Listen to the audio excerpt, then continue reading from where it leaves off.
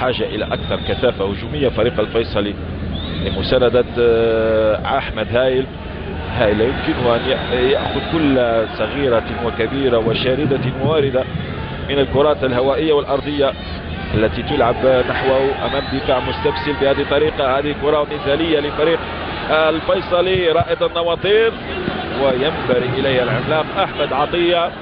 وقت البديل يمكن أن نقول بأنه انتهى طالما أنه احتسب دقيقتان. رائد النواطير في آخر المحاولات، رائد يتمكن من التوزيع، ولمن هذه الكرة قد يعادل النتيجة الآن فريق الفيصلي. ولمسة يد وركلة جزاء، لمسة يد وركلة جزاء. فعلا فعلا فعلا فعلا أصر فريق الفيصلي إلا أن يخرج من هذا الشوط الأول متعادلا مثل ما بدأ هذا الشوط. ركلة جزاء لا غبار عليها، لمسة يد كانت واضحة، الكرة كانت متجهة، اللاعب غير مسار الكرة تماما، وبالتالي لمسة يد تشير إلى ركلة جزاء. أيمن محمود يتلقى بطاقة صفراء، أيمن محمود بطاقة صفراء، الثالث بطاقات الملونة في هذا الشوط الأول باللون الأصفر، وركلة جزاء لصالح الفيصلي. هكذا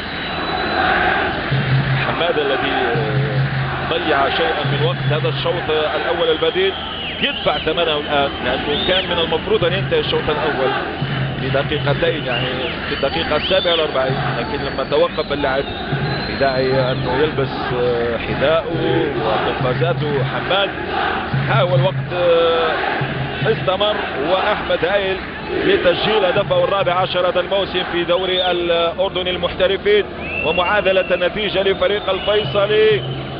يتهيأ أحمد هايل على تنفيذ ركلة الجزاء، هل سينجح في تسجيلها؟ أحمد هايل يبدو متوترا نوعا ما، يريد أكثر تركيز. أحمد هايل يفكر في أي زاوية سيلعب الكرة، والحكم كان يسجل البطاقة الصفراء، ربما أخرى بطاقة صفراء ستكون في وجه أحمد صغير. طبعا يطلب من اللاعبين خروج خارج منطقة الجزاء كلهم.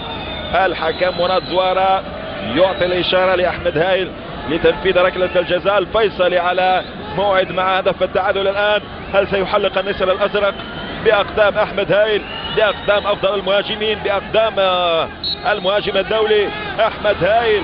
أحمد هايل يضيع، أحمد هايل يضيع، كان متوترا وهكذا يضيع هدف التعادل، وسينتهي هذا الشوط الأول بتقدم الجزيرة وضياع ركلة جزاء وهدف حقيقي للفيصلي. إذا الشوط الأول ينتهي في تقدم فريق